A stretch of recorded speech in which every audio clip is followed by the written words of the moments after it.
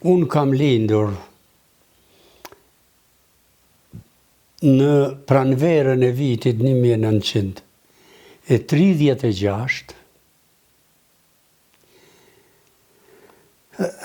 në fshatin Zhiti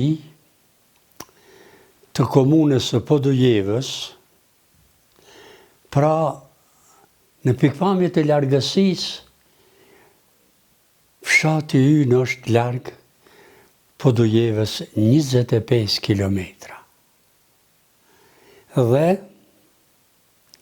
arrin deri në kufi me Serbinë, është një ndër fshatrat e fundit shqiptare kosovare që shtrihen deri te kufiri me Serbinë. Për afërsitë fshati ynë nja 4 deri 5 kilometra i ka larg nga kufiri Serbisë. Shtrihet në drejtimin e një vendi të quajtur në Serbi, pikrisht në kufi me Kosovën, vend ai që e kanë shfrytzuar edhe romakët, cehet e atij vendi, sepse ato ndërlidhen me xeheroret e Trepçës.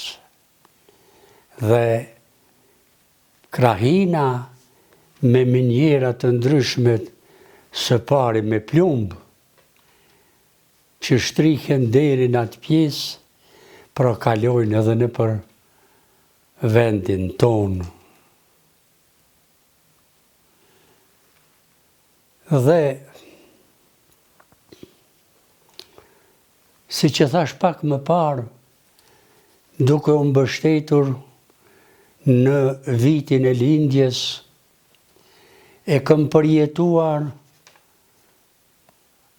aty në moshën 8 apo 9 vjeçare luftën e dytë botërore, dhe kam dëgjuar krismat e pushkëve dhe të topave në mes të shqiptarëve që mbronin tokën e vetë dhe qetnikëve serbë që dëshironin të futeshin në fshatrat tona, pra dhe në fshatin ton, për të na vrarë, për të na rrëmbyer, për të na masakruar.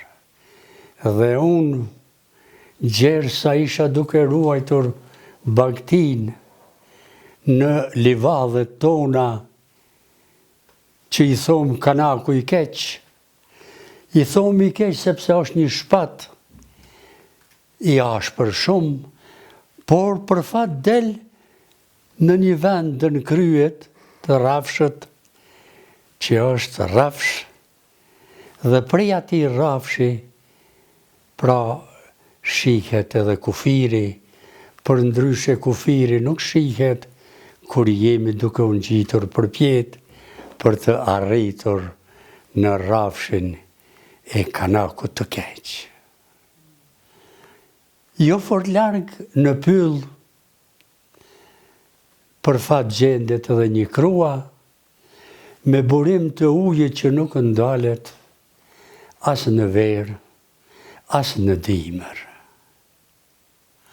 Dhe ato e kemi shfrytzuar gjithmonë, edhe ne si barinj, por edhe punëtorët që kanë kositur livadhin, edhe ata apo ato që kanë mbledhur barin dhe kanë punuar deri sa kanë ngritur në fund të kanakut të keq, pra mullarin, pra që i thonë sand në fund, dhe për të afruar pakës fshatit, për të shkuar në dimër, në përbor, me saje, me qe, dhe për të ngarkuar pra atë saje dhe për të sjell në obor, pra dhe për të ushqyer kafshët.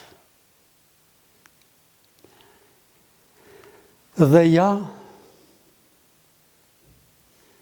ndodhi edhe mbarimi i luftës së dytë botërore. Në vjeshtën e vitit 1944, në ato anë të Kosovës, kjo ka ndodhur në fillim të muajit tetor, deri parafërsisht 22 apo 23 nëntori 1944.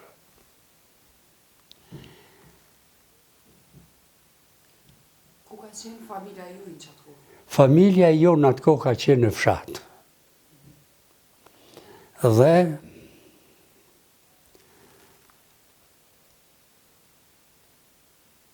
në shtëpi gjetëm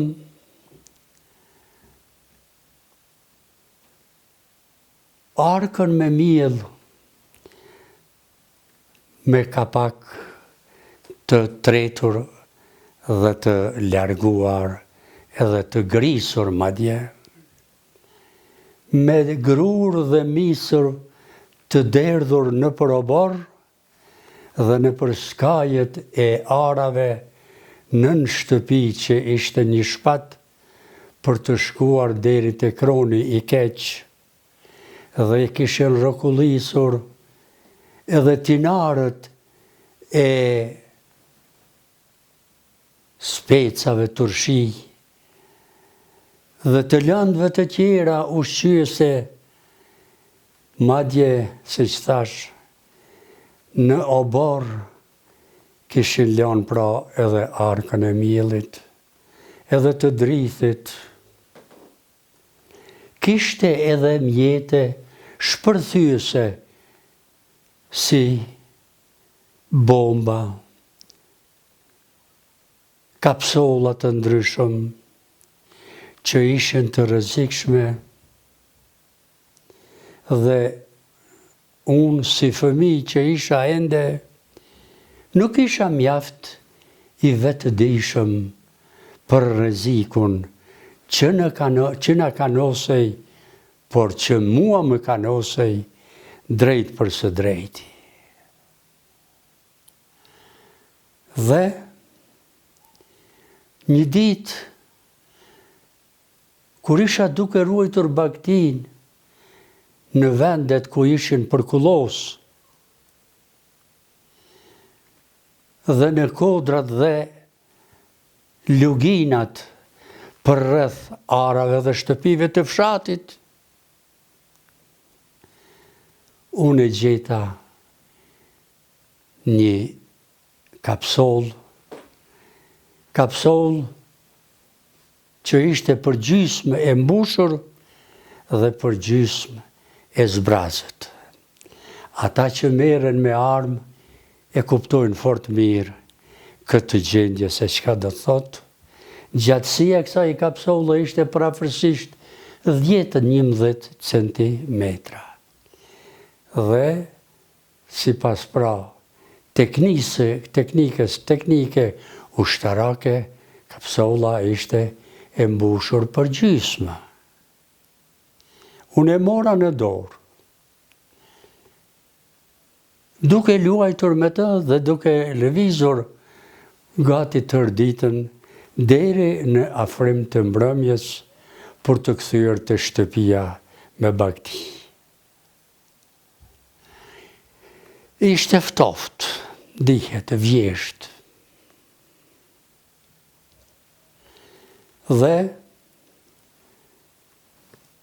para luftës nuk kishim mundur të korrim të gjitha arat, sidomos misrin. Sepse ne jemi detyruar të shpërngulemi nga fshati, ashtu sikur se krejt krahina e Llapit, e Gollakut, e krejt edhe Kamenica, Gjilani, deri te Ferizaj dhe pjesa e Shalës së Bajgorës deri te Mitrovica. Të gjithë kemi qenë të detyruar të shpërngullim edhe të ikim me bagti, me vesha dhe me tesha dhe me ushqim aq sa kemi arritur të marrim për të shpëtuar nga uria dhe nga vdekja, gjithmonë të ndjekur me pushkë dhe armë të tjera nga partizanët dhe qetnikët serbë. Arritëm të largohemi larg, së pari deri në fshatin Bajgor, ku i kam pasur dhe i kam dajt ende, sepse nana ime ka lindur në fshatin Bajgor. Pastaj, të nesërmen, u detyruam të ikim përsëri për të shpëtuar. Kaluam në për livadhet e fshatit Bare, kaluam në për Tërsten, fshatra këto të komunës së Vështrisë, dhe në Tërsten shtrihet një fshat Goqa i Madh, që atëherë i kanë thonë Pasom, po tani i thonë Sum. Aty, në skaj të fshatit, në një lendin të gjerë me mure të gjera të shtëpisë, po thuaj se gati si kështjel, që turqisht i thonë edhe Kala, ishte familja e njohur, kreshnike, shqiptare, jo vetëm e shalës Bajgorës, por edhe mbar shqiptare e Sherif Vocës, Adem Vocës, Hetem Vocës dhe familjes së tyre. Ne u vendosëm në atë shtëpi, po kishte edhe familje të tjera që u vendosën aty dhe nuk i zënë të gjithë njerëzit që ishin grumbulluar brenda në shtëpi, në për dhoma apo në për kuzhina. Dhe ne, por dhe të tjeret, një numër goxha i madh, detyroheshim të flenim në obar, mbi kasht. Të mbuluar deri diku me batanie pa jastëk, nga njëherë dhe të shtrirë, mbi barë, në të ftohtë.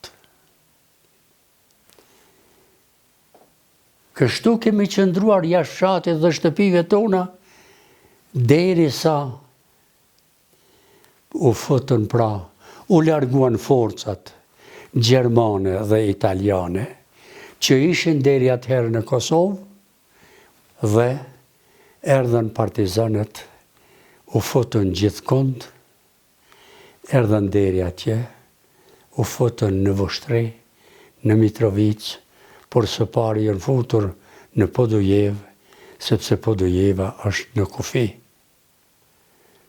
Podujeva shumë afër kufirit të sotëm që i thonë Merdar, dhe ku janë edhe zyrët dhe ndërtesat, pra kufitare ndërmjet Serbisë dhe Kosovës.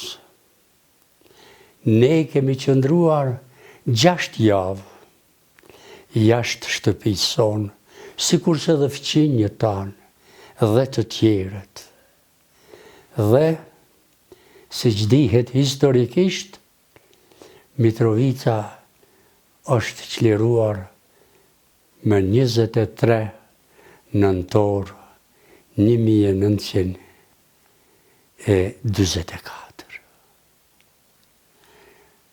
Po kthehemi tash në fshat ku ishim pak më parë, dhe nga momenti kur po afrohej mbrëmja për të kthyer baktin në shtëpi, brenda, në vathet tona, në ahurin ton, në obar madje, i lash duke kullotur sepse ende nuk ishte arritur teri i mbrëmjes. në kodrat e fshatit. Vërejta se fqinjet ishin duke korrur misrin në arën që kufizohe me arën tonë, që shtrihe deri të kufiri arës tyre, një 150 metra nga dera e oborrit të shtëpison. Në mes dy arave ishte edhe gardhi dhe në mes të gardhit ishte një pemë që i thonë qershi. Por fshatarët i thonë qurshi. Dhe unë pastaj më vonë, duke u shkolluar dhe duke mësuar me gjuhën shqipe, por edhe me gjuhët e huaja, mësova edhe saktësinë e gjuhës shqipe. U afrova aty, kishin për të ngrohur, sepse ata që kornin mitrin, kishin ndezur zjarrin për të ngrohur, sepse bënd të ftohtë. Ishte vajza e një fqinji. Hyse ka pasur emrin. Dhe, kur më vërejti djali i halës madhe refiqe nga fshati Kaqanoll, të cilët jetonin edhe ata në shtëpinë tonë, sepse shtëpinë e tyre në Kaqanoll e kishin djegur partizanët. Ai djaloshi që ishte moshatar, po thuajse me mua, me emrin e Bish, erdhi nga oborri i shtëpisë dhe afrua te unë pranë zjarrit. Unë provoja ta shpërtheja kapsollën nga korreshtja fëmirore. Pata një fat që në momentin kur e shtriva pranë prushit për t'i fryrë, nuk shpërtheu sepse atëherë do të më lente pasy. Por, unë grita në gjunjë.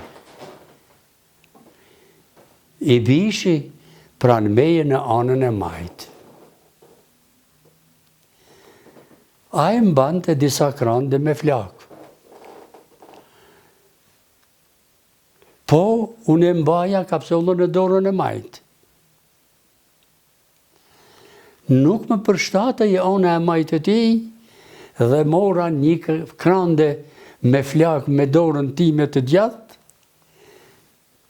dhe kështu këtu e afrova për 2-3 sekonda, shpërtheu kapsolli dhe ja me mori 2 gishtat këtu dhe gjysmën e pulqerit të dorës së majtë dhe merë zvarë mbetën këta 2 gishtërinj këtu dhe pikonin plotë gjak që mendote rrobat edhe gjoksin. Ona atëherë s'durova dot, duke ecur drejt dyerve të shtëpisë. I Bishi qante gjithnjë, sepse ato disa grimca e kishin goditur në majët të gishtërinjve dhe pagës në vetullat apo qerpikët e njërit sy. Edhe hysën një grimcë e vogël e kishte goditur në pjesën e sipërme të vetullës, por për fat kishte shpëtuar pa goditje në sy. Edhe unë kisha shpëtuar për fatin tim pa goditje në sy dhe për fat ja dhe sot i kom këta sy që po shikoj dhe mund të lexoj edhe me ta. Por gishtërinjt më pengonin ato që i kishin mbet vetëm lëkura, zvar, i kapa me dorë të gjatë dhe i holla për toke para se të futesha në bart të shtëpisë. Dhe nuk e di mo, a i kanë mbledhur nëna apo motrat, apo çfarë kanë bërë me ata gishtërinj. Dhe më shtri në shtratin e dhomës tonë. Aty më mori nëna dhe për të larguar gjakun e teshave që ishin gjakosur tërësisht, pastaj edhe fytyra, të tërheqte një këmish të lesht, që ajo e kishte thurur me dorë të vetë. E mori gërshër dhe i preu prej këtu, deri te gjoksi dhe fyti i tërhoqi dhe në këton i largoj dhe më mbuloj me një jorgan. Pastaj vazhdova ashtu dhe mjekimi, që do thot pra shërimi deri diku për të mundur të përdori këtë dorë, ka zgjatur një vit e gjysmë. Pra me termin që thuhet në mjekësi,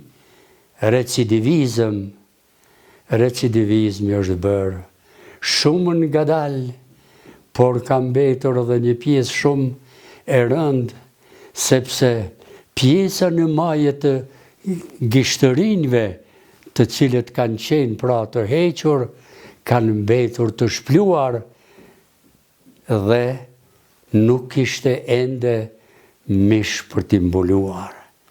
Dhe sa do që pak i prekja diqka, shpërthen të gjaku dhe nuk ndale i dot.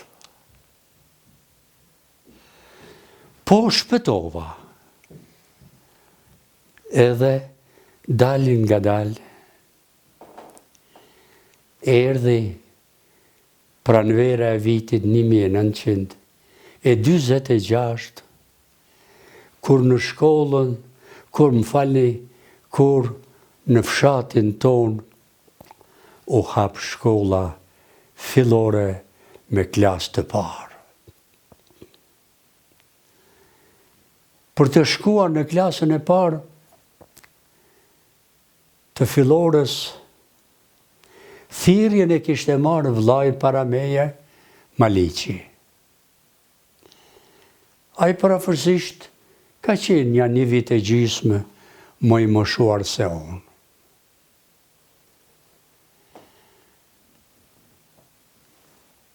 Dhe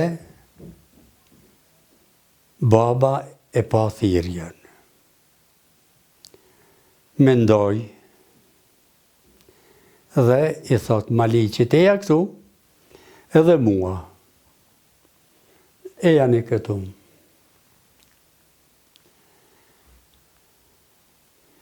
Maliq, ti ke marrë thirrjen për të shkuar në shkollë. Por, pa ty, unë nuk mund të pres lisat e ahut, lisat e bungut dhe të drurve të tjerë, sepse kishin filluar të prerin lisat, të shitnin drurë për të futuar kafshatën e gojës.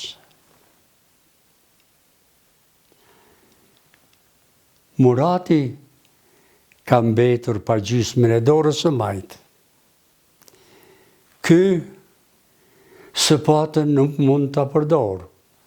Natyrisht ai, sikurse edhe shumë shqiptarë kosovarë, s'kan ditur me të thonë së patë, por i kanë thënë sakicë. Sharrën, sharrën s'mund të maj Murati për të prerë drurë, edhe madje për të bërë dërrasa. Pra, Murati do të shkojë në vend tonë, dhe apo njën Murat,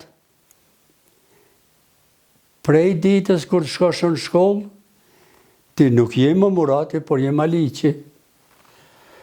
Sepse më dënojnë, si që kanë thonë atëhere njerëzit e pa shkollë, më kazmitin, serbisht. Pra, ti do të shkosh, edhe në emër të Maliqit do të thiresh. Shkova dhe vazhdova mësimin dal nga dal. Mirë më shkonte. Mësues kishim një hoxh i familjes Azemit të Pollatës, dhe kjo familje jo vetëm në mbar llapin njihet si familje atletare, kombëtare dhe luftëtare, por edhe mëdej. Sidomos i pari i tyre i quajtur Azem Pollata. Ai kishte një 4 apo 5 bij të rritur, në mesin e të cilëve pra ishte edhe hoxha që i kanë thonë Mulla Baktiri. Person tjetër në atë anë, duke filluar pothuajse që nga Podujeva që thash 25 kilometra larg, s'ka pas njëri të nxënë, me qëllim po e përdori fjalën të nxënë, sepse i nxënë do thot njeri së paku që di shkrim lexim, prandaj ai që mëson quhet nxënës, nga folja nxë.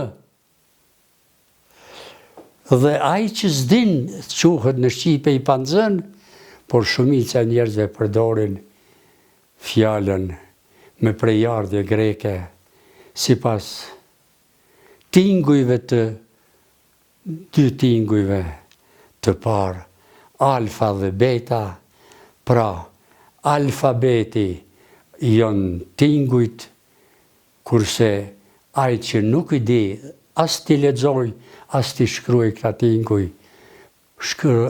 thuhet me parashtesën greke, me kuptim të kundër të rënjes, analfabet, pra i panzën që s'di as shkrim, as lexim. Dhe ai dinte pra, dinte edhe shqip të shkruante me shkronjë latine, por gati shkollimin e kishte bërë në gjuhën serbishte. Po, megjithatë, aritmetikën e dinte mirë, disa landë kështu fillestare, shkrim, lexim, bisedë, dhe ai na mësoi 2 vitet shkollore të para, 1946-47, klasën e parë, dhe 1947-48, klasën e dytë të shkollës fillore. Kisha sukses të shkëlqyeshëm. Po, edhe fizikisht isha i zhvilluar mirë. I shkathët isha, arriti fundi i vitit shkollor, në muajin qershor të vitit 1948. Pra, si thash, shkolla kishte marrë një shkresë me të cilën kërkonte që nxënësve të klasës së dytë t'u jepen dëftesat për të shkuar në kursin veror 3 mujor që ishte organizuar në Mitrovic për mbar Kosovën. Ne, nxënësit që mësuesi na I kishte lëshuar dëftesat dhe na kishte udhëzuar edhe propozuar, madje edhe urdhëruar për të shkuar në Mitrovicë në kurs, atëherë ne morëm rrugën, diku këmbë, diku me ndonjë mjet tjetër, por atëherë autobus nuk ka pasur. As tren nuk ka pasur nga Podujeva. Por vetëm nga fushë Kosova, ne kemi hypur në tren për të shkuar në Mitrovicë.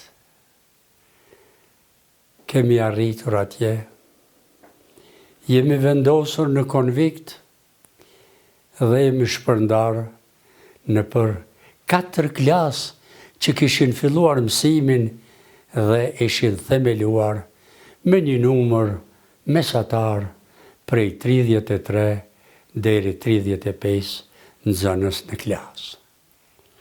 A, B, C, D.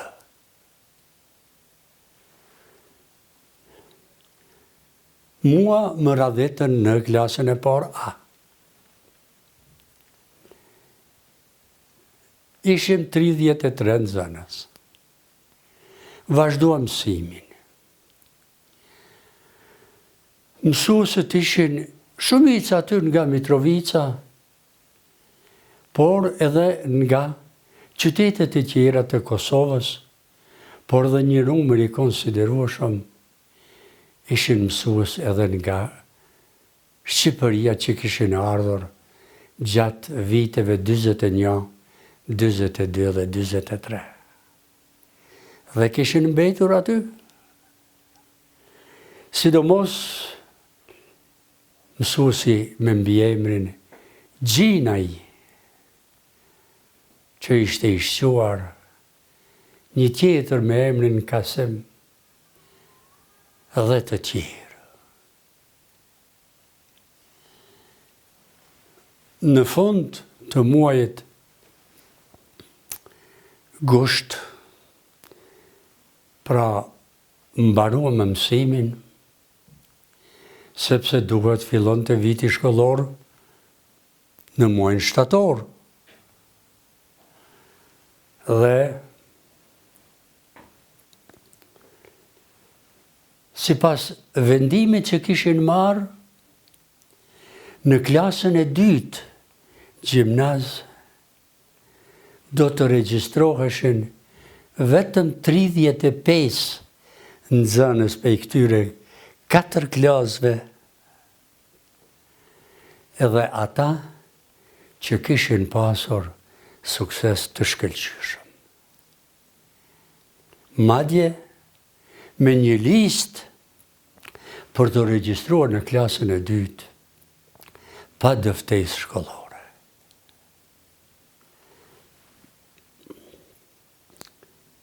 Për fat të mirë, në atë listë ishte edhe emri im.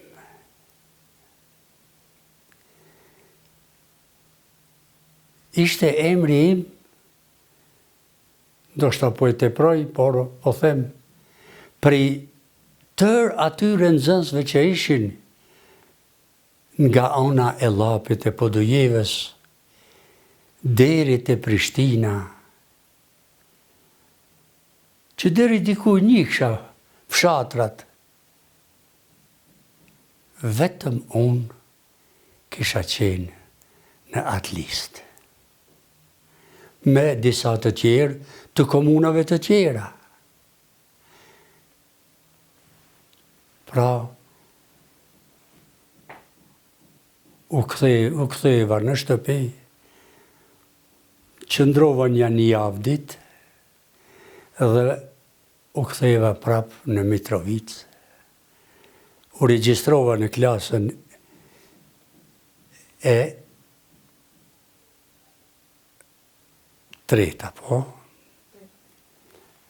Aty, po, në klasën e dytë gjimnaz, që i thoshin semi-matur.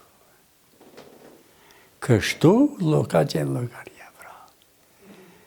Ishin pranuar 4 klasët e fillorës, 4 vjeçare, klasa e parë gjimnaz e semi-maturës, që ka qenë 3 vjeçare, dhe pastaj duhet të vazhdoja në klasën e dytë për të shkuar më tej. Pra ishte viti shkollor 1928-29 dhe u futa në klasën e dytë. Aty në gjimnaz, para klasës dytë, në vitin, një vit më parë, kishte qenë klasa që tani ishte në klasën e tretë. Me klasë të tretë merrej gjysmë matura në vitin shkollor 1928-29. Unë vazhdova klasën e dytë, e mbarova me sukses. Në gjimnazin e Mitrovicës atëhere kishte qenë një klasë para nesh, pra klasa e tretë, që si pas rregullave dhe ligjeve që deri në atë vit ishin në fuqi, gjysmë matura, po semi-matura, përfundonte në fund të klasës së tretë, kur jepeshin edhe provimet dhe merreshin edhe dëftesat dhe diplomat.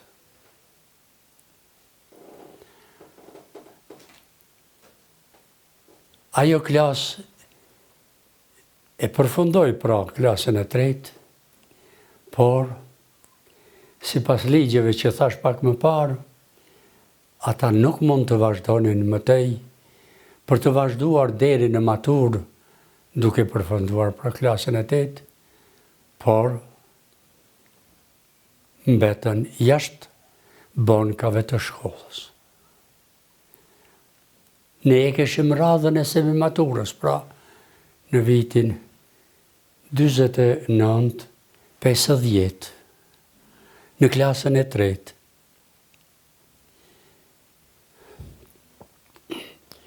Ishim 2 klasë, 2 paralele, pra. Të ceku dhe këtu tani se ndërtesa ku ne ishim vendosur dhe mbanin mësimin, nuk ishte fare përshtatshme për mësim. As hapësirë s'kishte të mjaftueshme për 20 apo 25 nxënës në klasë. Po s'kishte tjetër. Ishim të ngushtuar shumë. Dhe vazhduam ashtu.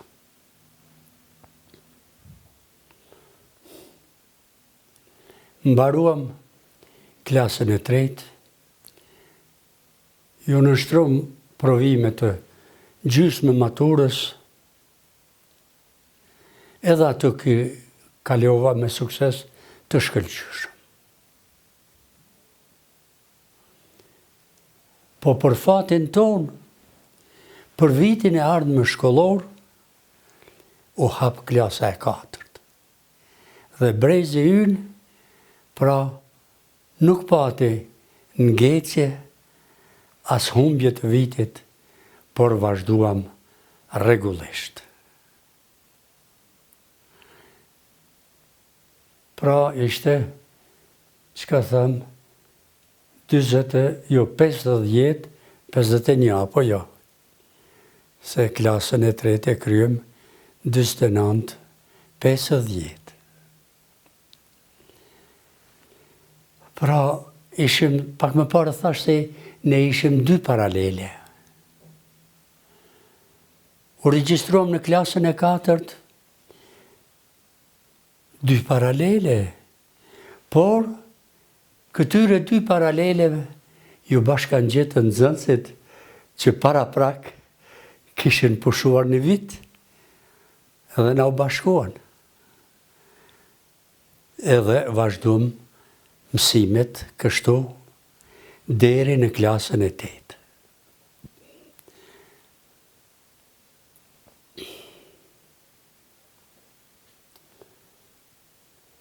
Në klasën e 8, pra ishte viti shkollor 54-55. Po, atëherve kishim kaluar tani më në ndërtesën e gjimnazit ku deri në klasën e 6 apo të 7, nuk më kujtohet saktësisht tani, kishin mësuar vetëm nxënësit serbë. Atëhere ne u vendosëm edhe ne shqiptarët në të ndërtesë, me drejtorin Gjevdet Pula, profesorin e gjuhës shqipe dhe kujdesari yni, poeti që ende është gjallë, profesorin nderuar Recep Hoxha.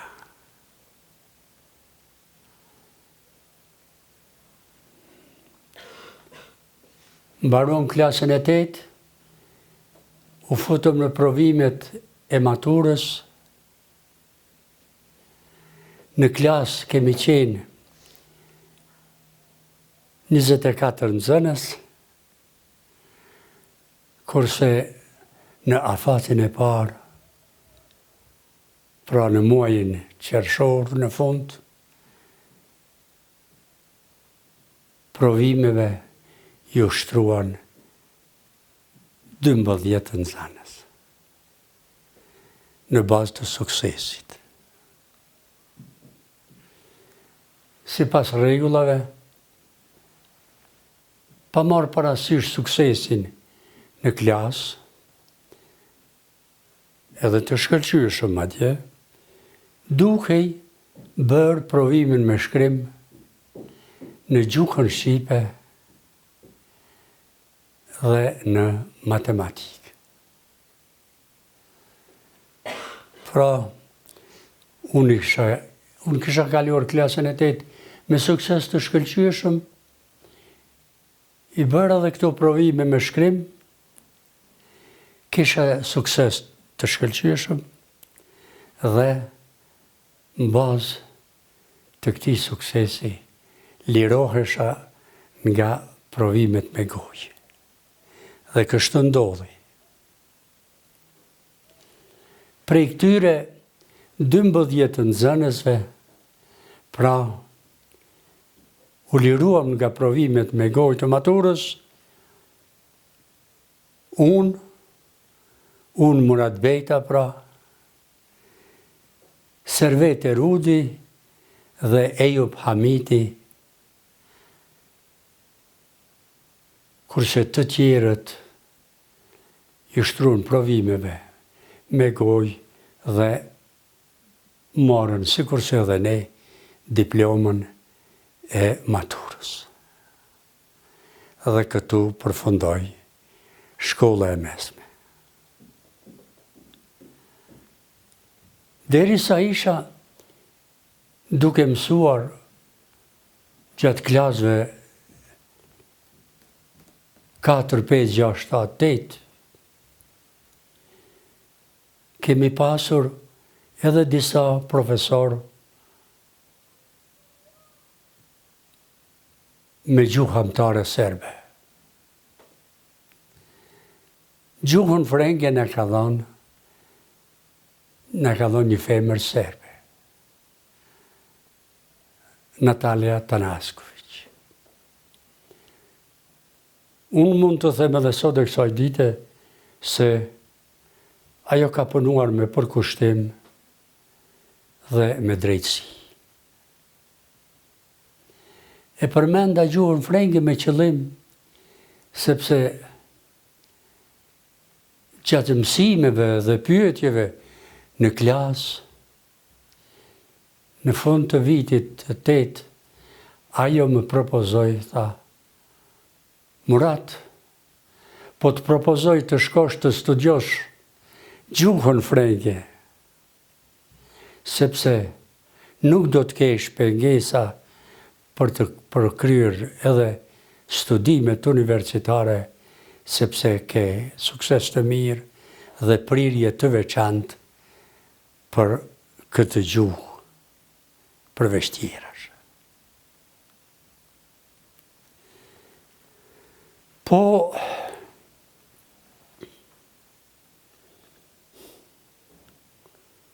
unë,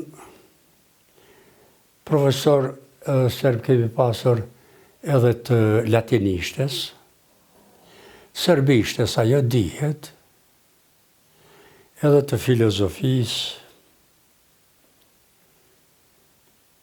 por shkurt të them, me gjithate kemi pasur sukses.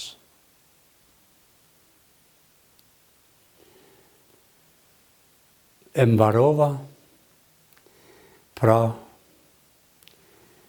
maturën, u ktheva në shtëpi, babaj më pyeti, ç'sh i ke punët, si je, ku je, a je maj miri ti, a je maj zoti? Po, thash, shkëlqyeshëm edhe maj zoti, edhe i pari të gjithve, se ti edhe nona më keni ushqyer mirë. Mos bëhaj gore, tha, se po ta rrasish u plak. Jo, thash, vërtet është.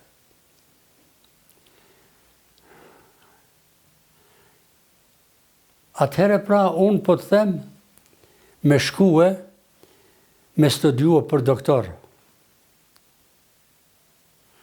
Për doktor, veç për doktor. Po, thash, unë e kam ndërmend shkoj të studioj frëngjishtën. S'diu në që është frëngjishtja për doktor me shkue. Edhe u binda. Desha s'desha. U regjistrova në Fakultetin e Mjekësisë të Universitetit të Beogradit vitin 55-56. Fillova mësimet, ligjëratat,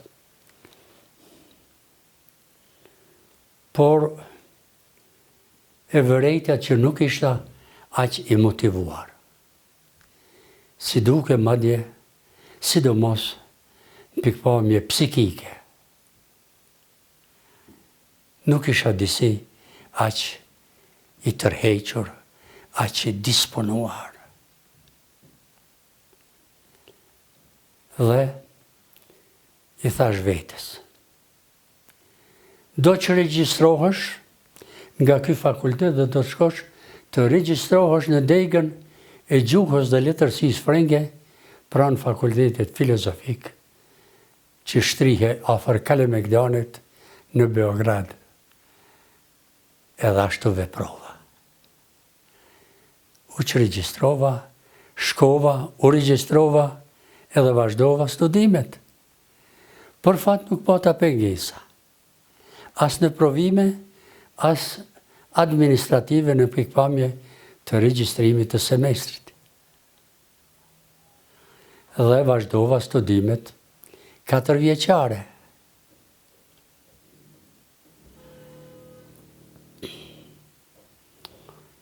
Pra,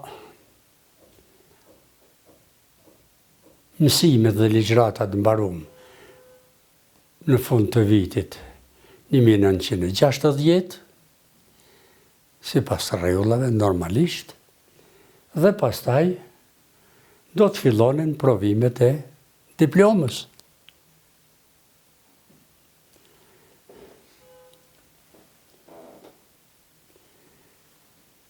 Para se të arrija të diploma,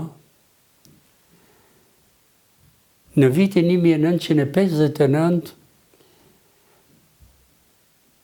isha në Francë në seminar të gjuhës frënge për student të jashtëm, student të frëngjishtës.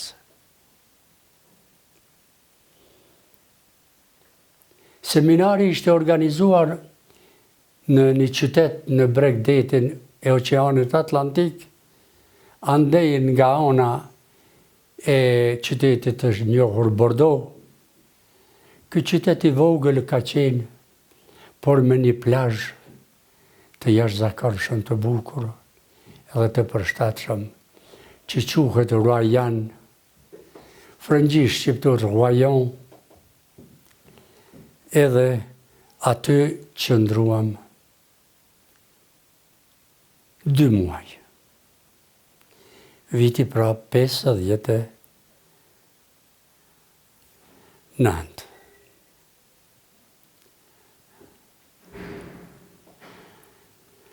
U ktheva për të vazhduar, pra vitin shkollor. 59-60, pra përfundua mësimet dhe erdhi muaji qershor, muaji i provimeve. Pra muaji edhe i provimeve të diplomës. Pra, kishim provim s'pari me shkrim në gjuhën frënge, pastaj provim me gojë në gjuhën frënge dhe provim me gojë në letërsinë frënge. Pata sukses shumë të mirë, për të mos thënë të shkëlqyeshëm, sidomos në gjuhë. Se gjuha, për çudi më shkon të mirë dhe kisha një motivim të jashtëzakonshëm. Por edhe letërsinë e kisha mësuar dhe nuk kisha rrezik të kisha notë të dobët. Provimin e fundit e pata me 20 qershor 1960, e mora pastaj diplomën edhe u ktheva të shtëpia në fshat. Por, gjatë atyre viteve, babaj kishte shitur shtëpinë dhe tokën në Zhiti dhe kishte blerë tokë në një fshat të komunës së Voshtrisë, që quhet Stanovç i Olët, sepse është edhe Stanovçi i Epërm. Aty në atë fshat kishin qenë të vendosur popullata qerkeze e Kavkazit, të cilët ishin vendosur në atë vend pas luftës së Krimes në Kavkaz, luftës ruso-turke në vitin 1864, kur i kanë pushtuar ato krahina rusët, dhe ky popull i ndershëm nuk ishte mundur të duronte masakrat dhe dhunimet e rusëve, kishte marrë botën në sy dhe në të 4 drejtimet e horizontit toksor të syve të njeriut, kishin kaluar detin e zi për të kaluar në Evropën, Ballkan, në jug deri te Siria dhe te Libani dhe në përmbar Turqinë, edhe në të Gjeorgjia e sotme. Dhe pra me udhëtimet e tyre gjithmonë duke shikuar natyrën dhe ishin vendosur më në fund. Kishin arritur deri në Kosovë dhe në atë fshat që përmenda më parë në Stanovcë. Ne blem aty tokë. Shtëpi, toka ishte një Serbi. Serbi kolonialist që kishte ardhur në Kosovë, sikur shumë Serb me vendimet e mbretërisë serbe për të kolonizuar Kosovën. Me Serb. Nga Krajina e Kroacisë. I dim këto gjëra nga historia. Dhe, si thash, tokën e blem, shtrihej pranë lumit Lap, dhe në anën tjetër të këtij lumit Lap, në anën e majtë të rjedhjes apo jo, gjendet më së shumti 600-700 metra, as 1 kilometër, fshati i banuar sot e kësaj dite krejtësisht me Serb, Priluzh, që edhe sot e kësaj dite janë duke kërkuar komunë. Dhe Tash veç më pyet, çka bot ju masi u kthyt prej studimeve? Ju thatë që jeni kthyer në Stanovcë, apo? Stanovcë. Mirë, mandej keni përmend që mandej më njëherë keni filluar me punu si profesor në Mitrovicë. Po. Po shkojmë atje. Pra, ishëm të vendosur tani më në atë fshat, dhe unë edhe kisha borgjë, sepse kishim bursën nga komuna e Mitrovicës për të studiuar në universitet. Dhe ishte një lloj borgji të cilin duhej shpaguar. Dhe vendosja në vend të punës bëhej me vendim administrativ të organeve përkatëse komunale. Dhe unë kisha marrë vendimin për të filluar punën me 1 shtator 1960 në shkollën teknike në Mitrovicë, që atëherë quhej Boris Kidrić. Dhe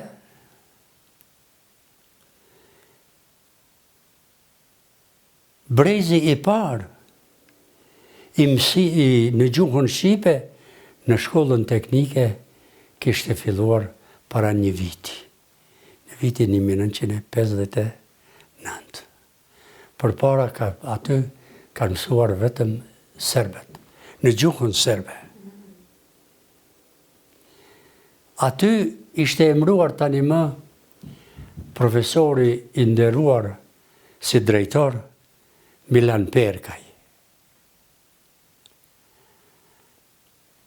Më priti mirë. Më informoj për gjendjen, për disa udhëzime, për klaset e të tjera. Por, për vështira shumë tha, ti do të mbash mësim, jo vetëm në paralelet me gjuhë shqipe, por edhe në paralelet me gjuhë serbe, që i kanë thonë në atë kohë serbokrate. Pra, thash se deri para 1 viti aty nuk ishte pasur mësim në gjuhën shqipe. Por, në paralelet serbe unë gjeta disa shqiptarë. Përveç frëngjishtes, atëhere mësohej edhe gjuha shqipe. Ishin vitet fillestare kur mësohej edhe gjuha shqipe në paraletër e shkollës së mesme. Dhe më propozoi drejtori që unë të jepja mësimin e gjuhës shqipe edhe në paralelet serbe. Për fatin tim që unë atyre ju jepja edhe gjuhën frenge. Kështu që nuk isha pengesa të natyrës disiplinore për të mos thonë të arrogancës apo të mos kujdesit dhe dukurit të tjera. Sepse arsimtarët, profesorët e gjuhës shqipe, kolegët e mi, që jepin aty mësim, kishin pasur probleme dhe hallet të mëdha në paralelet serbe. Por, po e përsëriti edhe një herë, për fat të mirë, unë nuk pata fare pengesa. Por, ishte një dukuri e veçantë, e arsyeshme apo e paarsyeshme,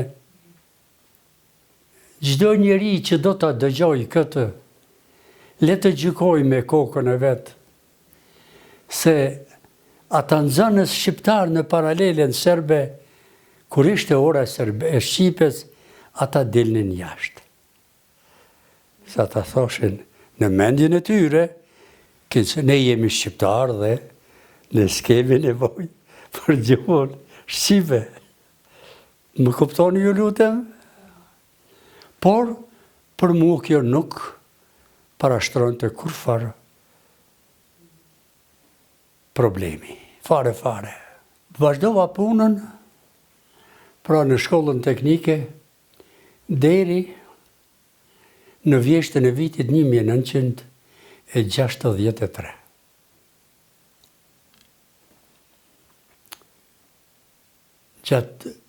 Në ndërkohë, gjatë tyre viteve, deri atëherë, Jugoslavia, siç dihet, kishte krijuar një lëvizje botërore bashkë me shtetet që kishin qenë koloni të deri atëhershme dhe themeloi pra lëvizjen e shteteve të pavarura. Dhe këto shtete, sidomos të Afrikës, sepse si antar i këtyre shteteve ishte nga Evropa vetëm Jugoslavia.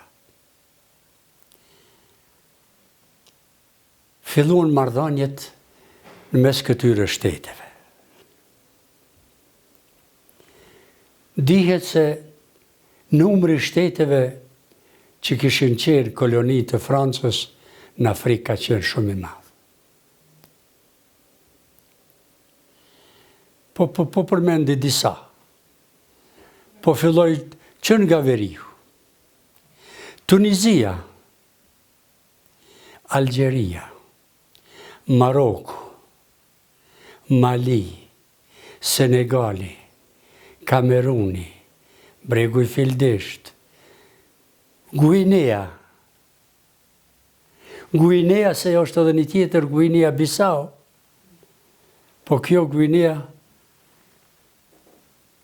dallohet me kryeqytetin Conakry. Dhe ato kishin nevojë për kuadra. Jugoslavia u ofronte kuadra. E shpalli konkursin federativ. Unë konkurova për gjuhën frenge dhe u pranova me të parën. Shkuam në fillim të muajit nëntor, për të mos thënë në fund të muajit tetor. Unë shkova me grupin nga Jugoslavia një aeroplan me shoqën time, me djalin e parë, që i kishte 14 muaj dhe ajo ishte shtatëzën me djalin e dytë.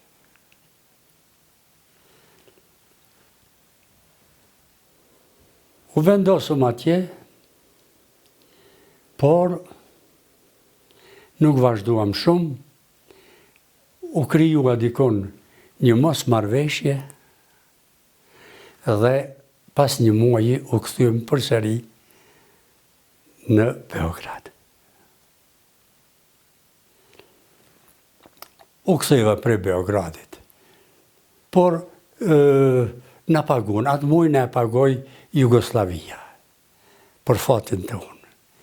E ishte goxha mirë, për atë kohë. U ktheva në Mitrovic, mo detyrime nuk isha ndaj shkollës teknike dhe shkova në gjimnaz.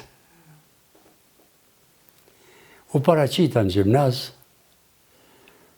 më pranuan me një herë,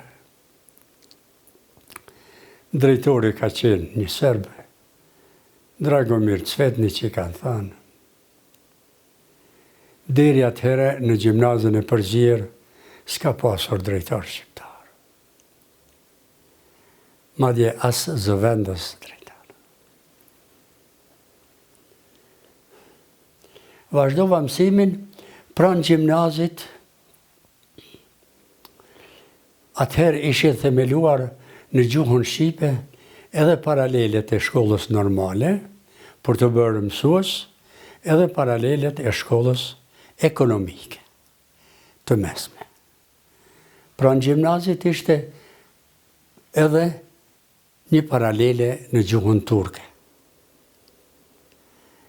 Këtyre paraleleve, edhe ndonjë paralele të gjimnazit shqiptar, sepse paraprakisht kolegu im gjatë studimeve që kishëm bërë bashkë në Beograd, Bedri Deda, ai kishte filluar që më herët dhe ai vazhdonte të mbante mësimin. Dhe ashtu edhe ndodhe dhe vazhdoi. Dhe punuam bashkërisht. Ndodhe një ngjarje historike në mbar Jugosllavinë. Viti 1966.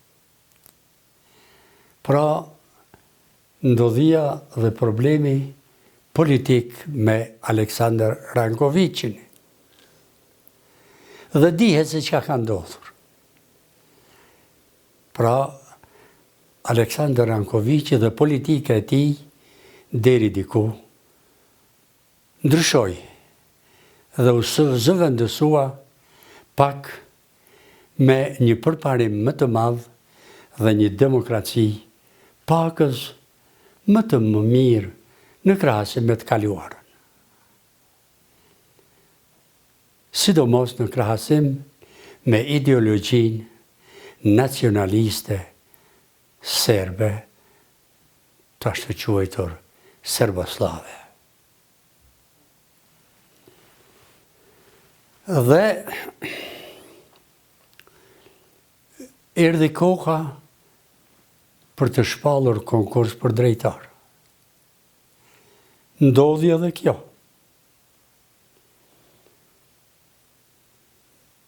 Bisedua me shok, me kolegë, sidomos me kolegun edhe shokun e klasës, që ende është gjallë për fat, profesori fizikës, Skënderi dhe kushëriri i tij, Ejub Hamiti, ai profesori matematikës, dhe disa profesor të tjerë që ende kishin ndjenjat e përkatësisë kombëtare shqiptare. Por për fat të keq, edhe në mesin e shqiptarëve ishin disa që më tepër përkrahnin gjuhën serbe dhe serbët. ata nuk po I përmendi.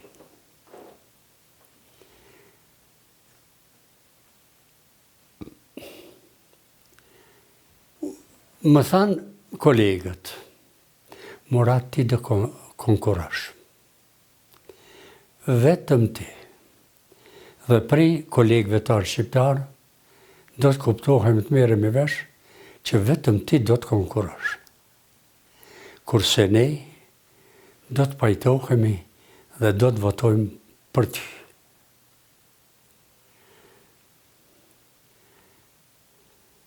Fjalët e tyre po I them se të flas për veti nuk është mirë. Sepse në frëngjisht është një fjalë e urtë që thot le moi haïssable, që shqip do thot uni, apo latinisht egoja. Pra uni I urrejtshëm, se dihet kush flet veç për vete, shkakton urrejtjen para të tjerëve që dëgjojnë apo që janë me të. Dhe pra ne do të votojmë për ty, sepse spari sa I përket gjuhës serbe, s'ke fare pengesa, dhe vërtet se mësova dhe serbishten, fort mirë, me që jam të kjo teme dhe kjo ide, gjatë studimeve, kolegët dhe koleget më merrnin edhe në shtëpitë e tyre për të bërë ushtrime të gjuhës frenge. Por ata ishin serb. Dhe kështu. Tjetër, Shta më na fol pak kur keni qenë të përlu në fjalorin tuj të parë që keni votu. Ka qenë vitin 70. tash do të shohim. Tash do të shohim. Të vazhdoj edhe pak këtu, pastaj do të thehemi te fjalori.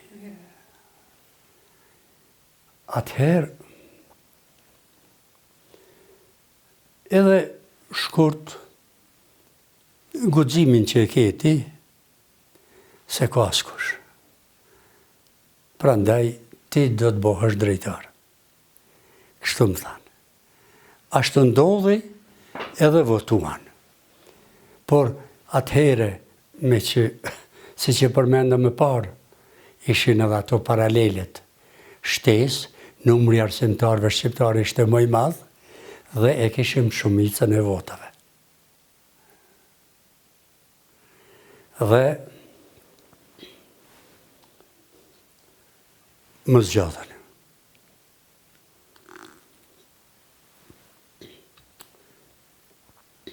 Zëvendës e zgjodhen një serbe. Ajo quhej Sofia Denda. Ajo nuk ka qenë aq e ngarkuar me ndjenja nacionaliste serbe. Për fat.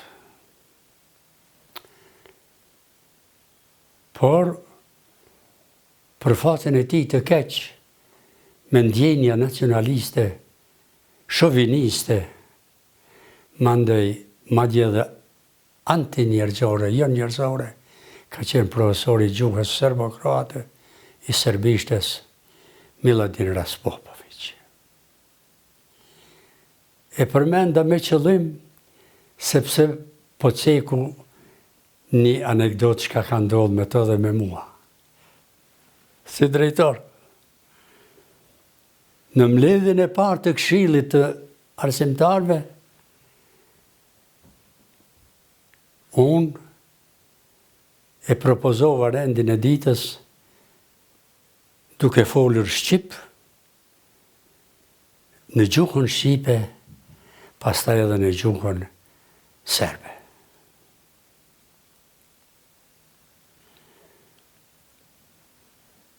Nuk vonoj shumë,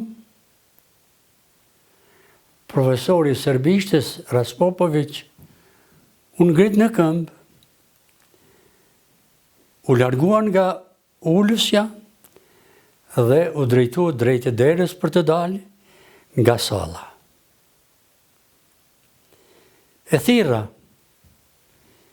Miladin, po flasë shqip, se sërbisht i ati i këm folë atërë. Miladin, ku po shkanë kështu? S'ke marrë leje për asgjë?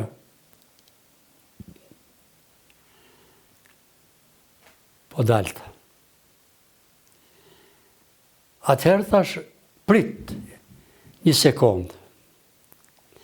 Në gjuhën frenge është një fjalë e urtë që kush mungon, që thot, kush mungon gabon.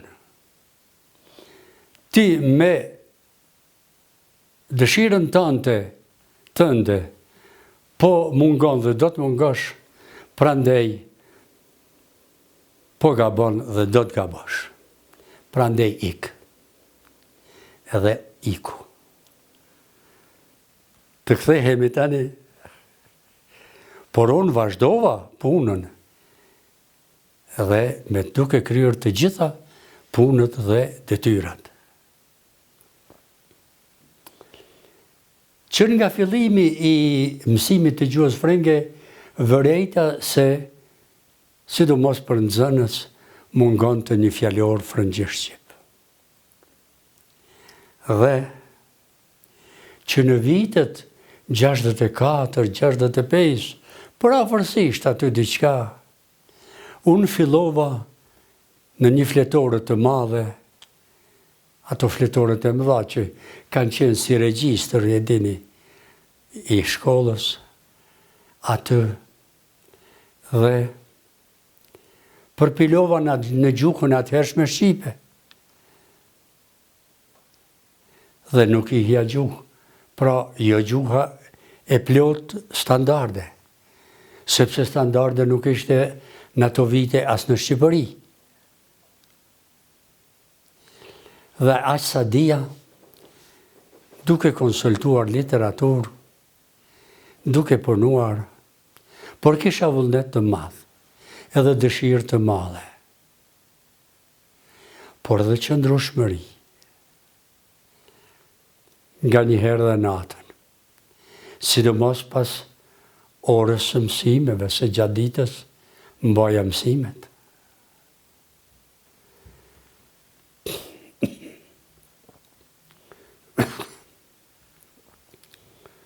Mendoj, nuk kam bërë as 3 vjet, e kam përfunduar dorëshkrimin. Parafërsisht, në atë fjalor kanë qenë të përfshira 41.000 fjalë dhe parafërsisht 15.000 shprehje të gjuhës frenge në gjuhën shqipe. Dhe e dorëzova, e shtypa mandej me makinë. Po vetë nuk mund të shtyp me makinë. Gjeta daktilograf, e pagova, por atëherë s'ka pasur kompjuter. E dini se makinat e shkrimit kanë qenë. E përgatita dhe e dorëzova të ndërmarrja gazetare botuese Rilindja. I caktun edhe 3 recenzent, prej të cilëve një 2 edhe kolegë të mi të gjuhës frenge. Pas disa vërejtjeve, pas disa propozimeve, pas disa konsultimeve, që gojja kanë zgjatur, më në fund e gjetëm një zgjidhje për ta botuar. U botua pra në vitin 1969. 1975.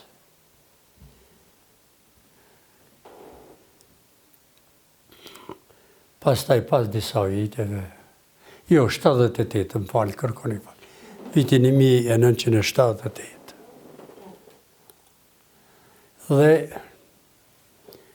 u shqet shpejt. Nevojite ribotimi, pra pas këtyre konsultimeve, pra u vendos edhe ribotimi që u bë në vitin 1985. Kështu nëse s'gaboj, po s'është me rëndësi, pra një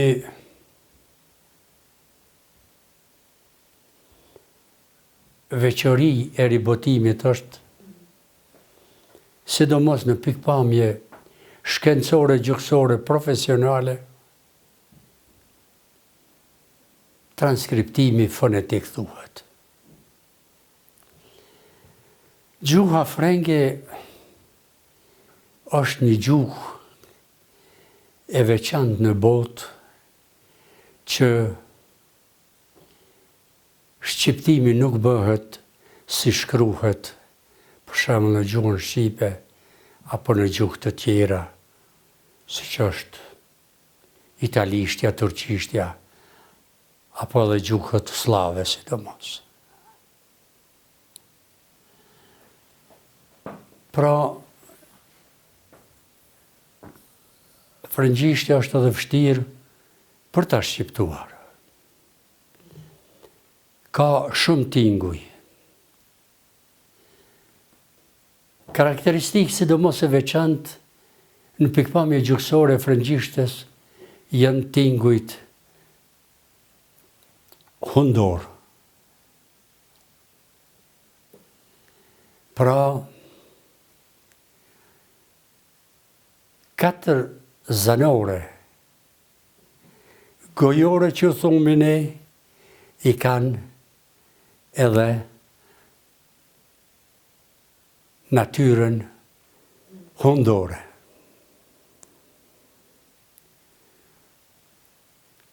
Por, këtu të mos ju lodhi, për shembull, zanorja,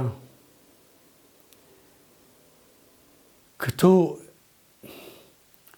nuk bëhet shumë dallimit e kush, por unë si gjykatare bëj dallimin, se edhe në gjuhën shqipe i kemi 2 zanore A, 2 zanore O, 2 zanore I, 2 zanore U, madje edhe 2 zanore Y. Që të Y-ja shqipe po shkojnë.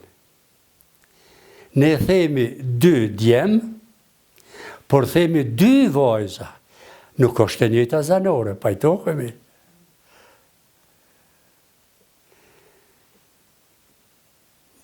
Dhe e kështu. Kërpendjes, tash duna pak me u pyet më shumë për gjatë viteve të 10-ta, kur është bashkë mendimi i profesorëve, mësuesve në Kosovë dhe Shqipëri. Qysh ka qenë ajo vërejtje? Mirë. Edhe pak këtu, edhe po vazhdojmë të ndej. Për ribotimin, pra, kështu, kemi zanorën hundore frënge an, që rrjedh nga zanorja gojore A. Pastaj on, nga zanorja gojore A.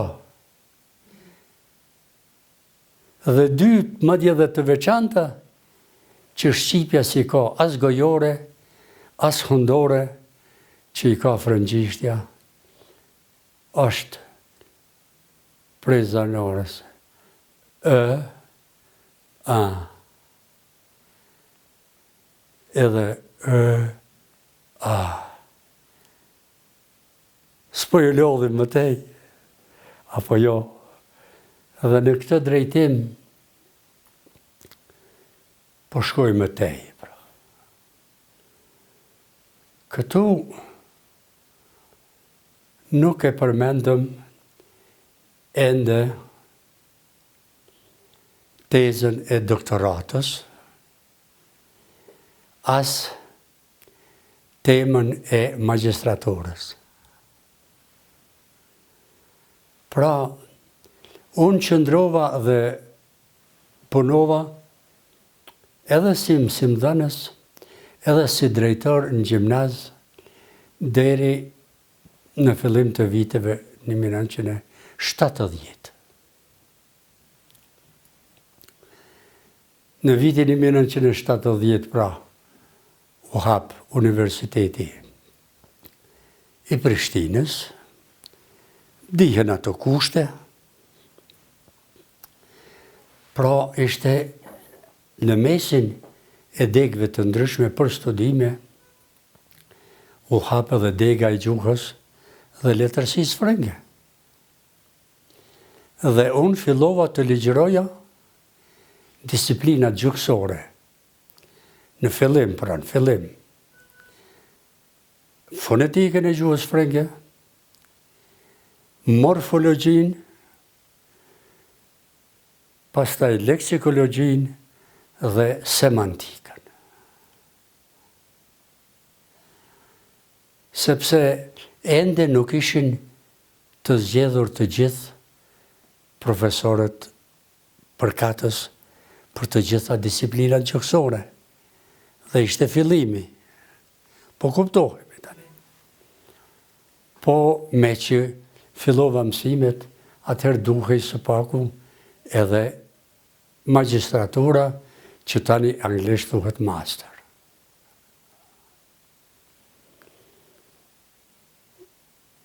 Edhe i thash vetës, do të shkoj në Universitetin e Zagrebit, sepse sa për Universitetin e Beogradit nuk kam më çka të mësoj, ata çka kanë ditur më kanë dhënë, unë çka kam mundur i kam mësuar dhe përveçuar.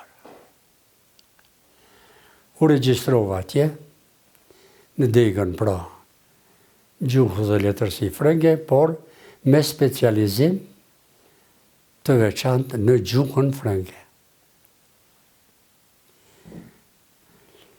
Ishin profesor shumë të aftë,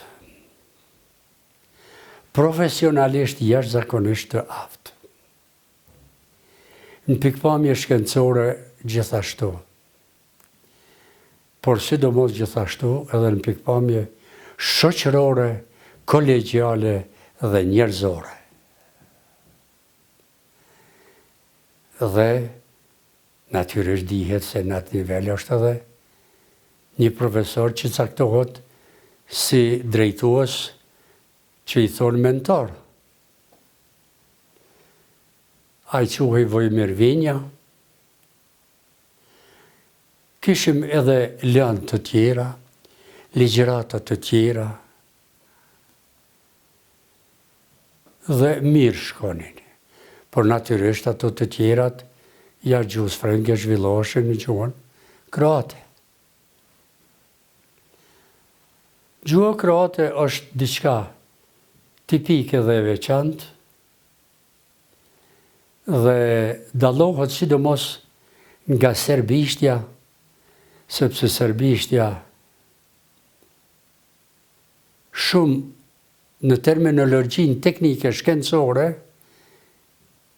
përdor fjalë të gjuhëve të huaja, kurse kroatishtja sipas modelit të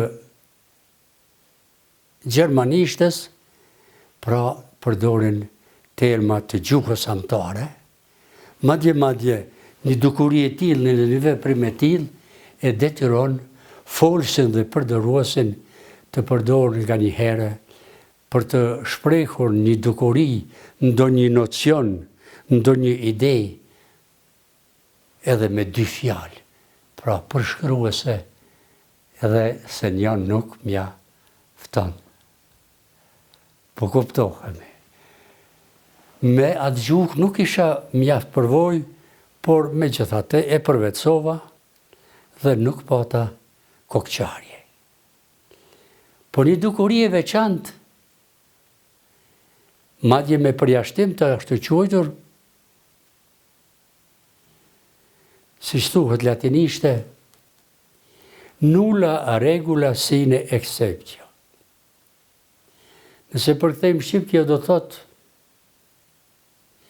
asë një regull nuk ka pa përjashtime. Pra, unë bëra përjashtim në Universitetin e Zagrebit, në Fakultetin e Filologjisë.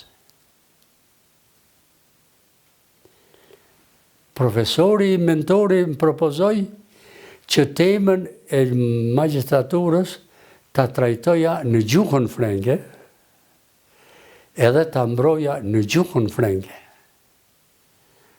Sepse dihet, rregulla është, që të gjitha këto bëhen në gjuhën e shtetit, pra në kroatisht.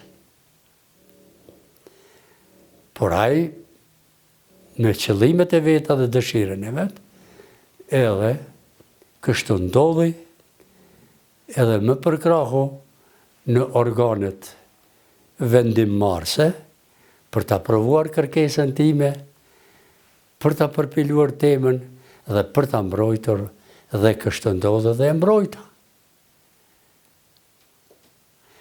Por gjithnjë duke mbajtur ligjërata në degën e gjuhës frenge në Prishtinë. Por duke vazhduar, pothuajse një herë në muaj, në Zagreb gjatë ditëve të fundit të javës. Që kështu pra, ndodhi këtu. Pastaj, për doktorat. Me një herë, fillova të punoja dhe të mendoja, po kisha menduar edhe më herët për temën e doktoratës. Po paraqes disa mendime personale, individuale, për të mos thonë vetjake apo egoiste.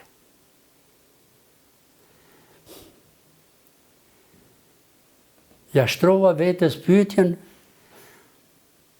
dhe detyrën, duke thënë, je shqiptar, o Murat?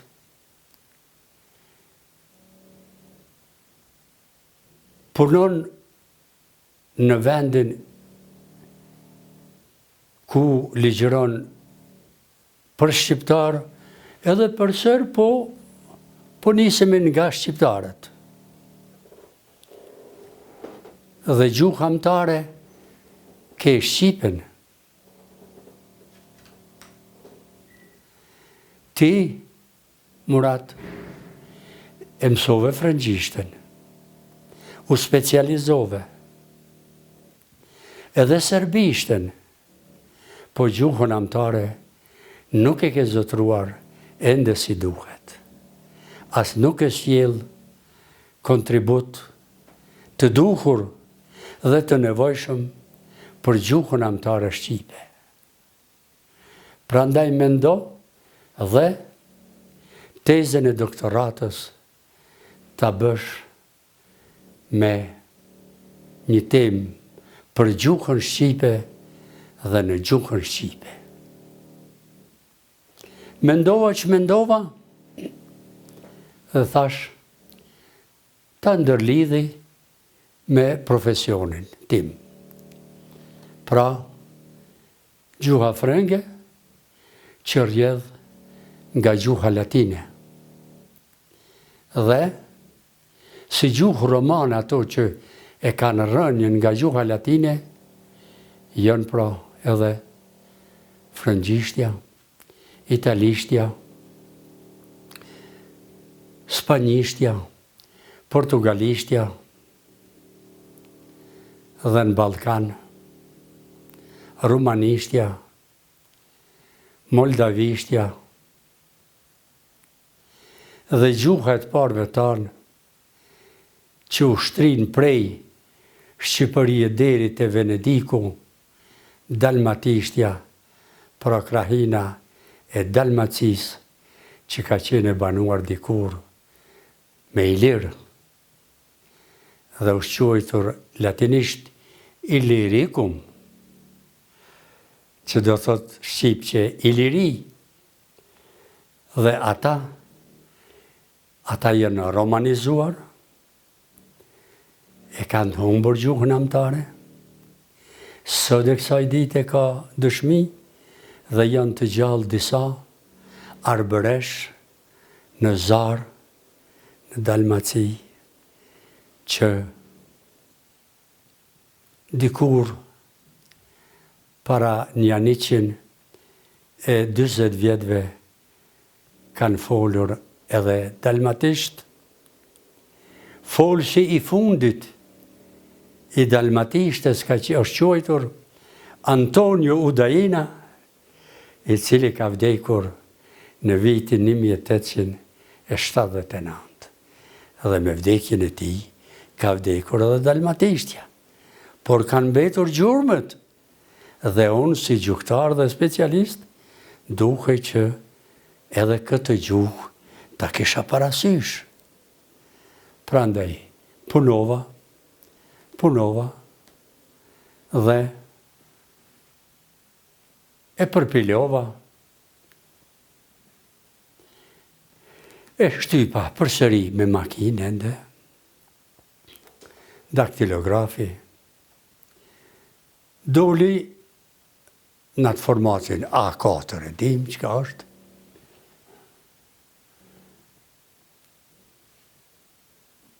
760 faqe. Edhe me analiza, edhe me fjalor, edhe me dallime, veçmas për çdo gjuhë.